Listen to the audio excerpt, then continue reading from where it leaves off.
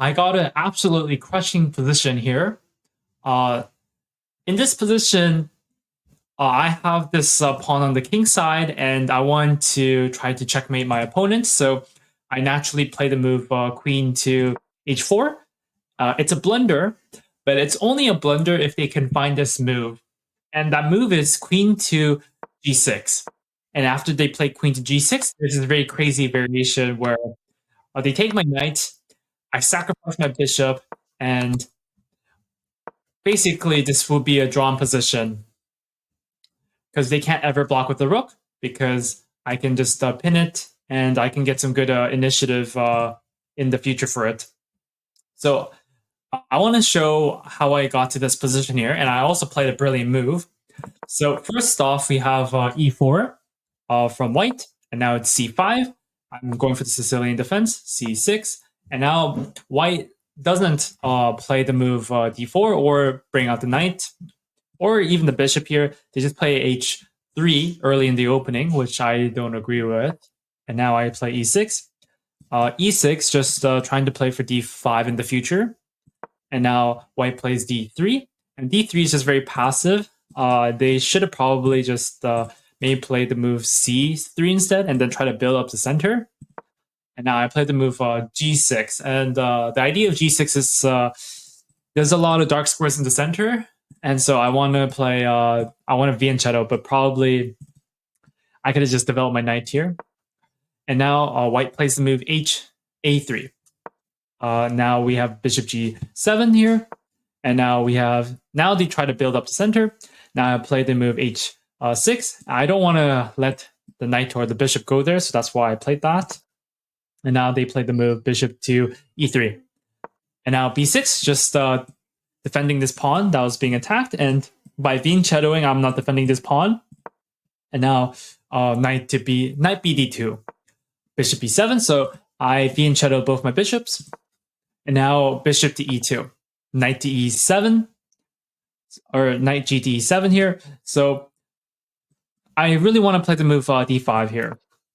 So white castles and I castle as well. And now we have queen to c2. I don't really know what white is doing. They're very, if you see, all their pieces are just in its own territory. And same as mine, but my pieces are going to be a lot more active after I move my knights here. My bishop is better than these two bishops for sure. And now I play the move d5. I have to open up the position because I have the two bishops nicely Vianchettoed. Now white takes, and I take back with the knight. And now they play the move rook to d1 here. And there's a lot of moves I can play here. I was thinking about the move rook c8, and I can play the move rook to e8 here. Just developing, I don't mind either of these moves, but I opted to choose for a riskier move because I was feeling aggressive. And if you see, by the time I only spent about like 30 seconds in this so far to play about 13 moves, and I decided to play the move f5. And the idea of f5 is this: I just want to play f4 to try to chop the bishop.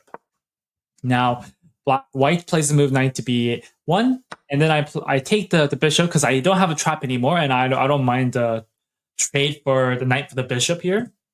And so white takes, and now I play the move g5. g5 is just intending for g4. I want to get my pawns to here, ideally. If I can get my pawn to here, and if I get a queen to h4, then I can checkmate my opponent very easily. So that's the idea behind g5. Now, white plays the move d4 here, and I play the move g4 after takes and takes, and now we have knight retreats to d2. Now in this position, I showed this, but I'm playing the move queen to h4 here. The idea is that I want to push this pawn, and I want to checkmate them in the next move, pretty much. So in this position, the correct move was queen to g6. I didn't even see that, but they played the move queen to e2. And here I played my brilliant move. And I want you to spend a couple seconds just to find out what that is. Okay. So the move that I played here, the brilliant move, is knight takes d4. So why is this brilliant? So here's what I was thinking. What is this queen doing?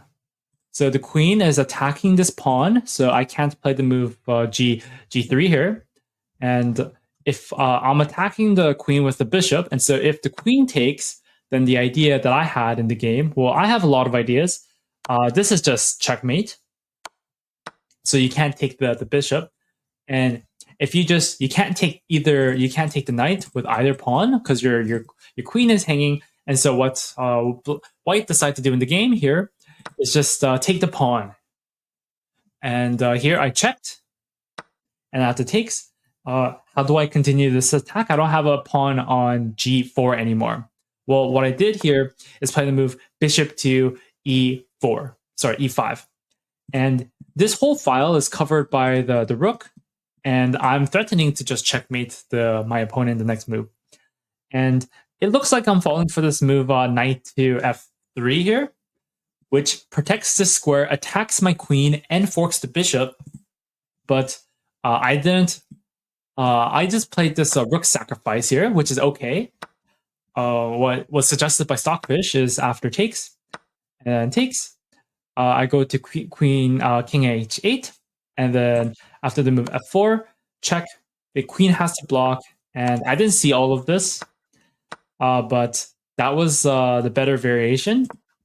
But after knight to f3, I just took with the rook, and my idea here is after this move, now I have to move king to h8, and now after the rook to f2 move, now I have rook to g8. You can see they could move the king there, but it would be checkmate then. So the only option is then that they block with the rook there.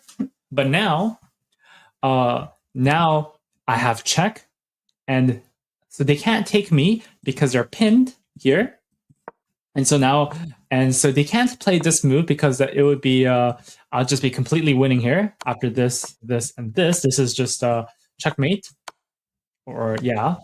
So after queen to h2 check, they have to play the move king to f1, and now I go check and then take the queen, and it's checkmate.